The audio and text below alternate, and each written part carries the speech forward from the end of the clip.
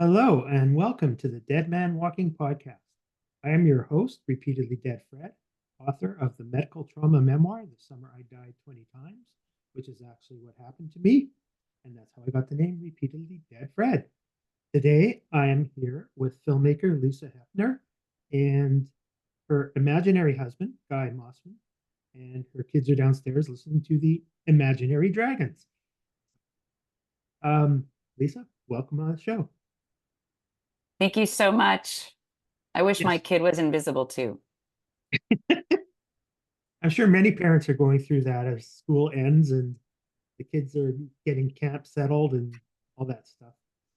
Yes, there's always a transition somewhere. Yeah.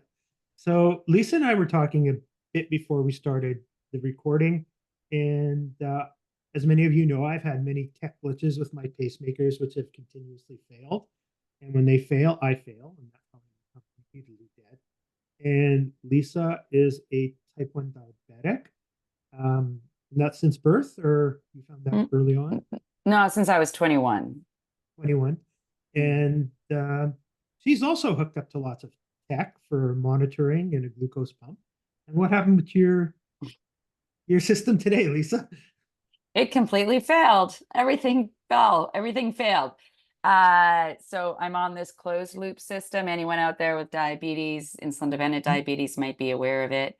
And I have one device that talks to another device that's supposed to be, monitoring my blood sugar and in reaction to that blood sugar reading, dispensing insulin.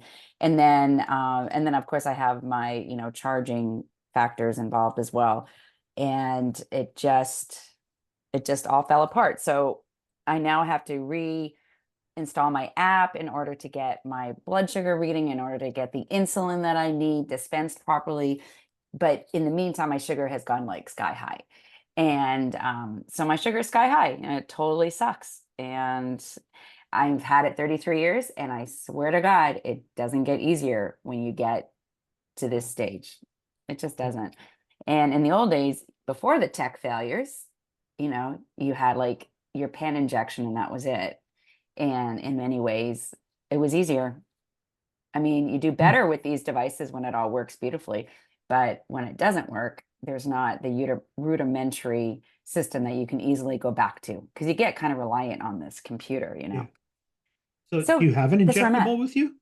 I do. No, I have Okay. my backup. It's called my backup diabetes case. And I'm testing right now with my old school stuff. And it's not that it almost sounds like a princess problem, doesn't it? But next to what people without means have to look after their chronic illness with.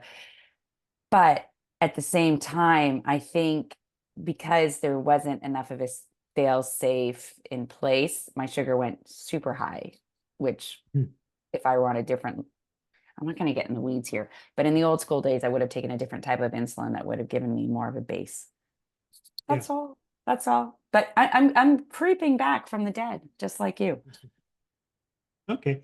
So if Lisa goes a little woozy at some time during the conversation, it's because her sugars went a little too high. We're hoping that won't help. That won't happen. Yeah. So your voyage with diabetes led you to make a movie, documentary, Exactly. whatever you want to call it. The Why human don't you, trial. Hmm. yeah, why don't you tell us a little bit about that? Because I find it fascinating. Sure. So the human trial is a feature documentary that follows a clinical trial in real time that might be the cure for type 1 diabetes. It uses embryonic stem cells that are programmed to be islet cells, insulin producing cells that people with diabetes are missing. So you take these islet cells that have been created by this embryonic stem cell line, you put it into a tea bag. So that's what it looks like. And then you implant that tea bag into the patient. And then the hope is within a few months, it starts to produce insulin. So we followed that major breakthrough, if you will, approach starting in 2014. And we didn't realize that when we started the film, The Human Trial, it would have as many connotations as it did in the end. It was just an odyssey for us to make. And what we thought would be a 2-year journey of filming ended up being 10. Mhm. But certainly the impetus behind it was my type 1 diabetes, my husband living with my type 1 diabetes, and the realization of how mortal, how achingly mortal it is to have this disease. Mhm. And we decided to use our film skills and perhaps idealism and stupidity and follow this trial in real time. And then we came up with this film. The trial Mhm. is still ongoing, by the way, uh, but it's going So well. It's how going many well. people have uh, been put in the trial, you know? Well, it depends because there's so many different iterations. So, Mhm. without getting too much in the weeds, Visite, the company we followed, is a biotech company. They were a little mom and pop shop in the sphere, if you will, of biotech research, 70 employees. Mhm. They were the ones we followed. They were getting some moderate success with what I just described. Visite was then purchased for $360 million cash in 2021 by Mhm. Vertex Pharmaceuticals in Boston, a big pharma company that has had actually a lot of success in the Mhm. biotech sphere and in stem cell research. So they purchased Visite, but they kept a lot of the same people, and they obviously purchased all of their patents. But they've taken some of that research, and that is informing their own trial, which just Vertex's trial, okay, which just reported some really great success at the American Mhm. Diabetes Association meeting in June in Orlando. So that just happened 2 weeks ago. And there are, I think it was like 10 people off insulin. I'm going to share the article. Can I forward it to you? Sure. I'll put it in the show Basically, notes.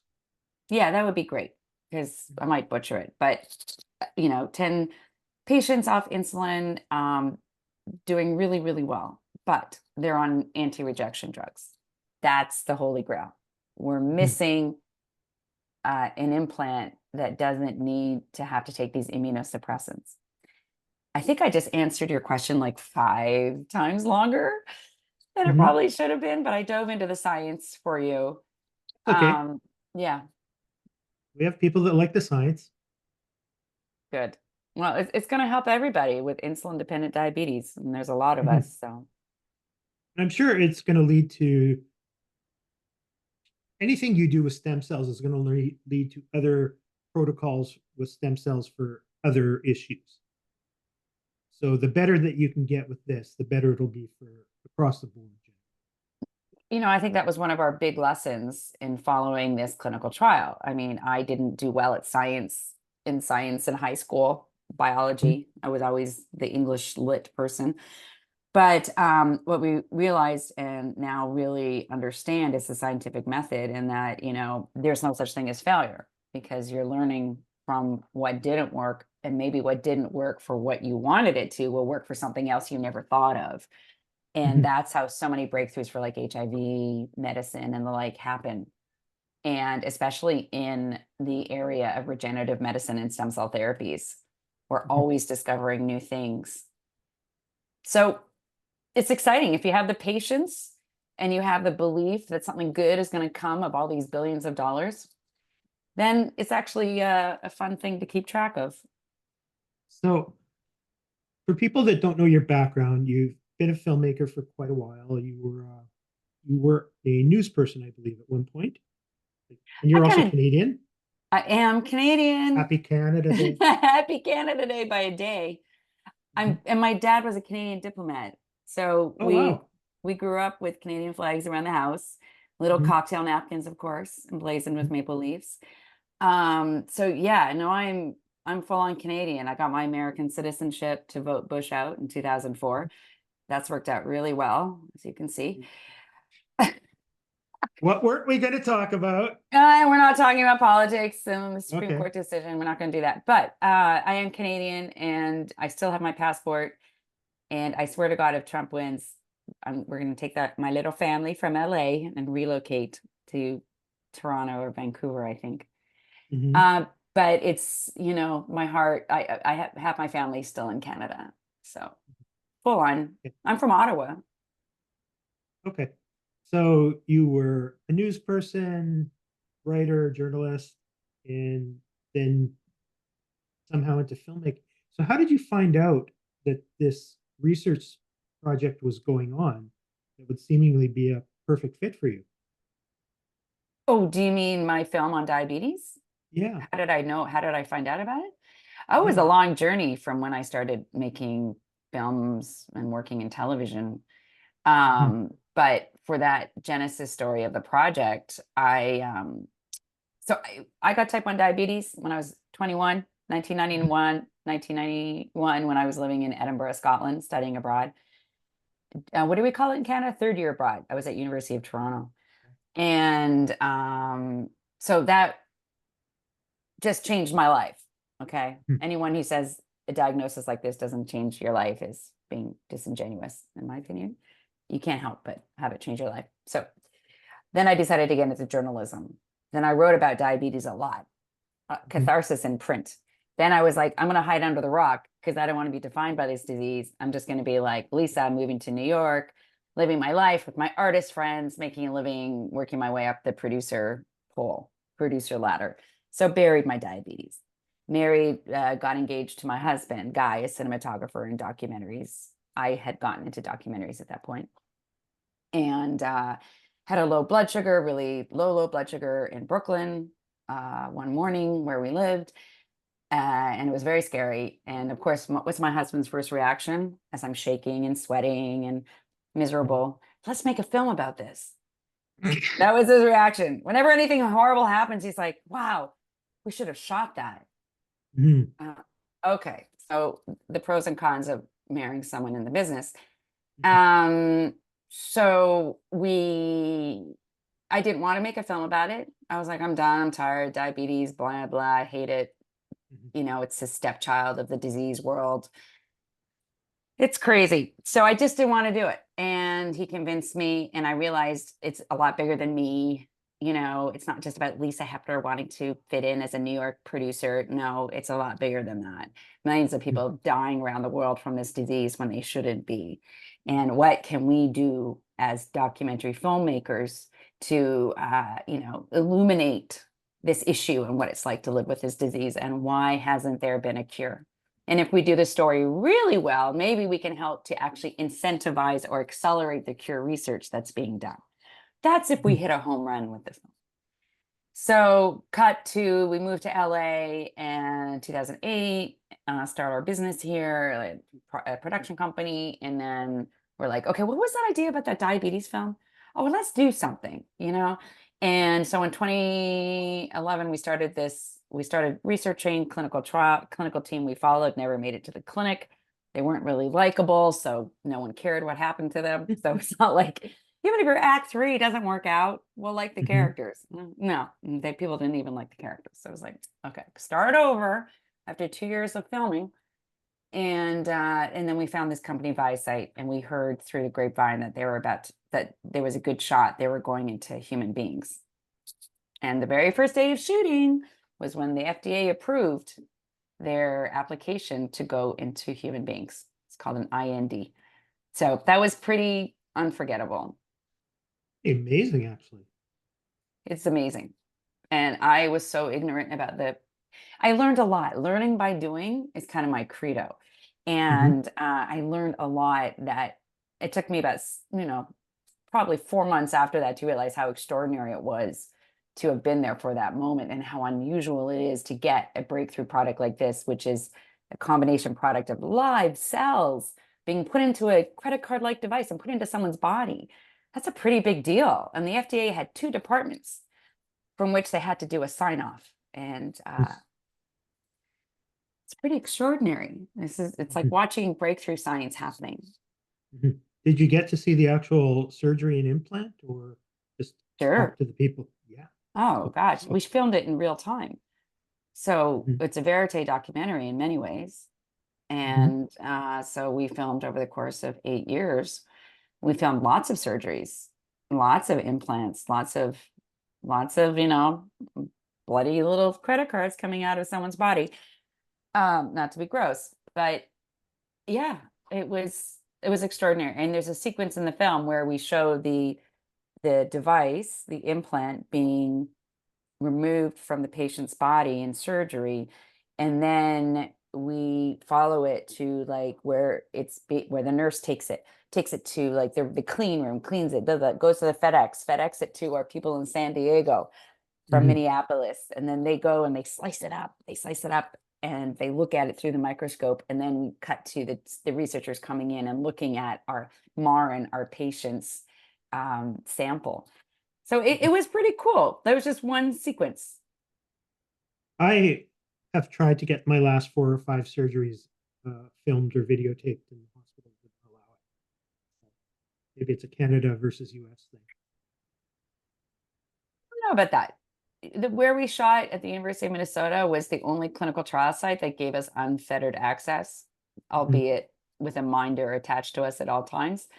Um, we shot at the University of Alberta, by the way, in Edmonton, because Canadians are leading the charge in this research. Mhm. No hyperbole, no ultra patriotism there. It's true. Canada's doing great. So we did film in Canadian hospitals. Well, we invented insulin, didn't we? Discovered insulin. Yes. Discovered it. Banting Best, Yeah. McCulloch, and oh gosh, what I always forget the chemist. But yeah, no, it happened at in London, Ontario, as well as at University of Toronto. Mhm. So, and I've been to Banting Street. So, yay me. Yeah. Are you in Toronto now? Is that Yes. where you're Yes. calling me from? Yeah. Well, I'm in Thornhill. Slight Sure. differentiation.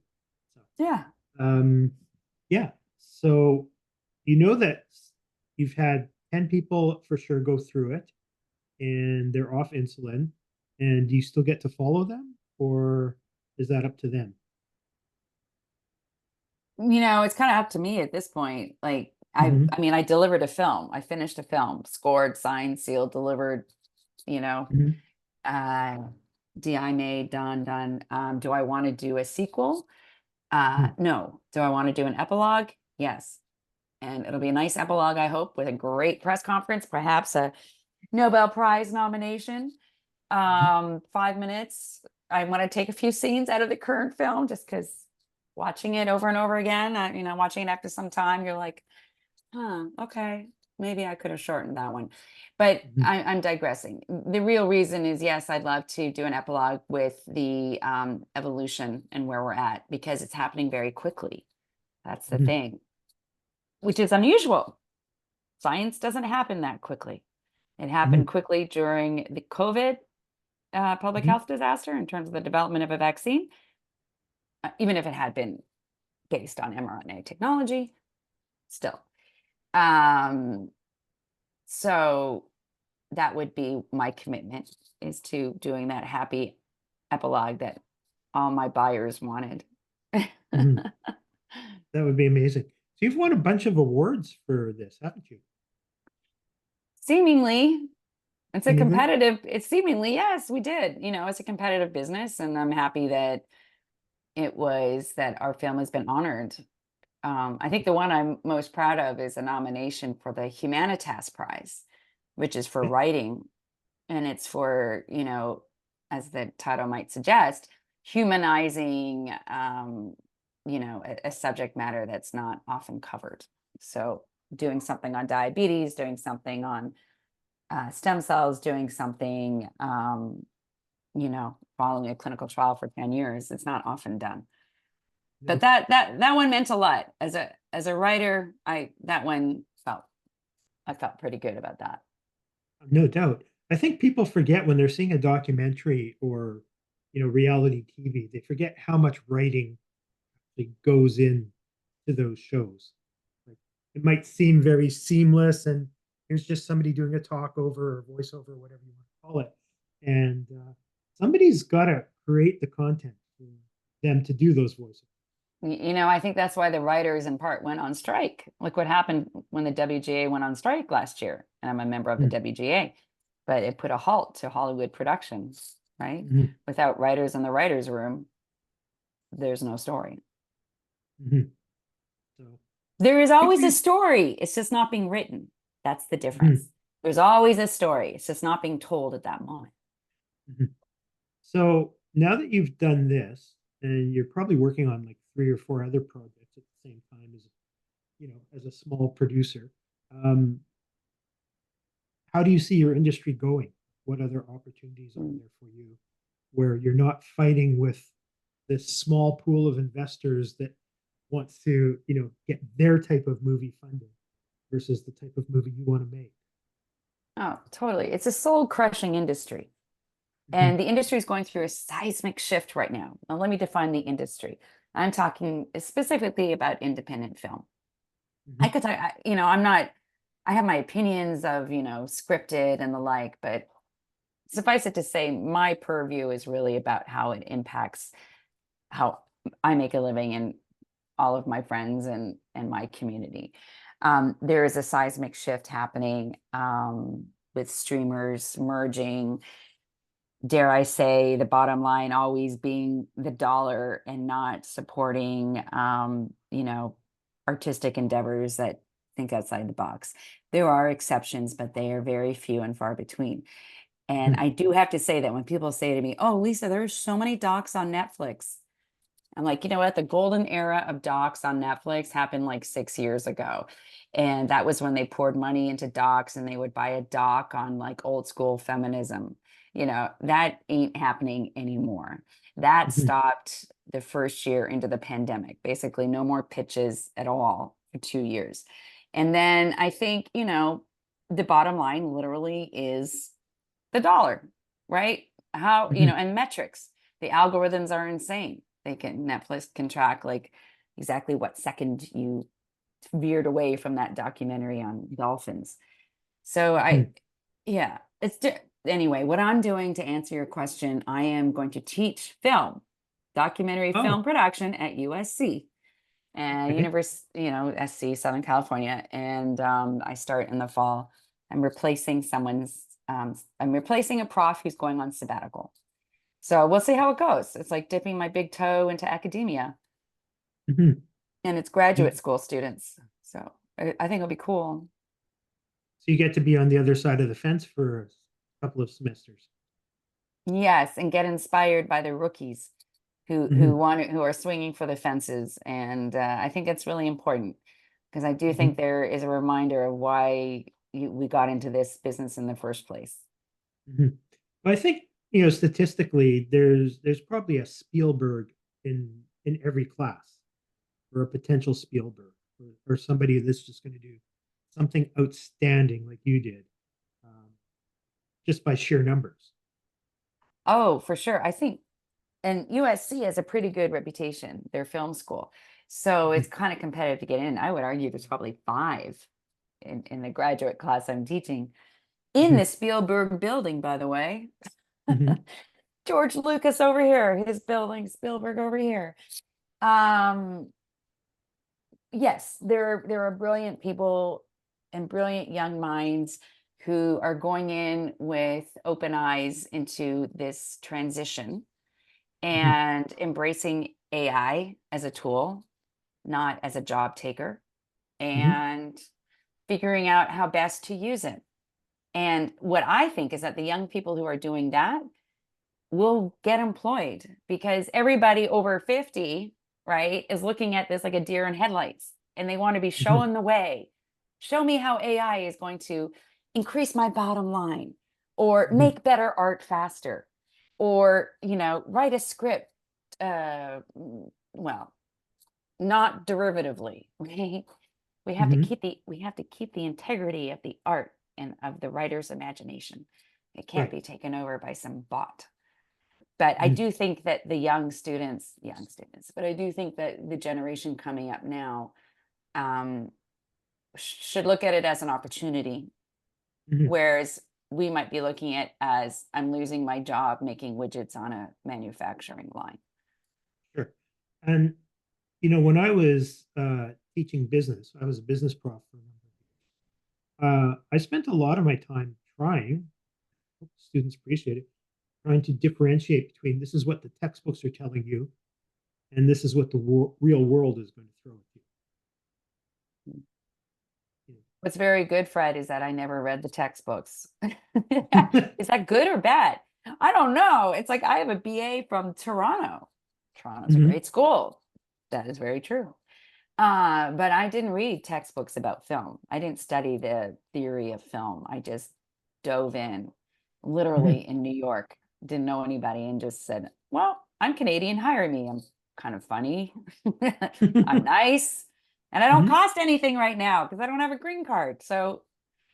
Uh, so yeah, that's it. I mean, I think it depends on your field, of course. Do I want a doctor not reading a textbook? No, Mhm. not at all. And I think there's lots to be learned actually in film as well by studying history, for sure. Absolutely. History gives us the context for everything about what's happening today. It just happens that it's a rough and tumble world out there. And Yeah. that's why I like actually living in the States. As much as I shake Mhm. my head every other day about living here, is it is a form of extreme capitalism, and it's like, show me what you can do. Don't tell me where you went to school. I don't care. Like, Mhm. just show me what you can do. Work Yeah. hard. Yeah, be good at what you do. Yeah. My pacemaker surgeon, if he strictly went by the book, I wouldn't be alive anymore. He's Mm. literally a Harry Potter pacemaker surgeon. You know, totally thought outside the box. This last surgery, I believe they had to put the pacemaker in upside down and reverse a whole bunch of nodes and stuff like that to get it to fit because I had already had so much junk in there from the previous pacemakers. So, Wow. Was there's that both in the. Toronto? Was that in Mhm. Sinai, Toronto? It was. I'm not going to say where it was, Sure. There's but just a lot yes, of good doctors in Toronto, yeah. having also been treated there. But yeah, I think you have to push the envelope Mhm. without getting sued. Again, the American in me, but you have to, there's so much room for discovery. And I think right now, as we're reinventing perhaps even what democracy looks like, Mhm. you're going to have to come up with some really damn creative solutions that are Mhm. workable. And I don't know what to say about that. I Right. mean, things aren't so beautiful here in Canada either for certain aspects. So, you know, maybe that's your next film, Right. The comparison of the countries. or just how people see democracy now versus 20 years ago versus 50 years ago. I think one of the problems is we get so much information off social media now, and we don't know whose information is correct. And Hmm. I think we we also have forgotten how to look at, I'll say, a candidate, but a person and their policies versus the person's behavior. So the person might be a total jerk. I'm sure everybody knows who I'm talking about. Um, but the person's policies might be good. And person B, they might, be, you know, a nice person, but their policies suck. So you're not voting for a drinking buddy. You're voting for somebody who's going to keep your company or your country together. I think if I'm doing a severe reductionism on Sure. No, I think the whole thing was like, I remember there was a poll done with George W. Bush, one of the polls, and it said, who would you rather have a beer with? George W. Bush, or who was running against him?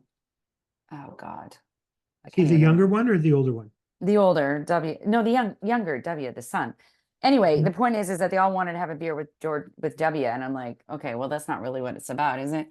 Anyway, I think there's been such an evolution of the political playing field since then. Mhm. It's completely been turned on its head. And I think the people Bonkers. who, yeah, it's a bit bonkers right now. Yeah. So, I know there's people saying, we've got what, 350 million people in the US, something around that. And like uh, Trump and Biden are like the best of the bunch that we could come up with. It's the saddest thing. I'm a very left wing liberal, and I'm Mhm. so mad at the Democrats. I don't even want to vote for them.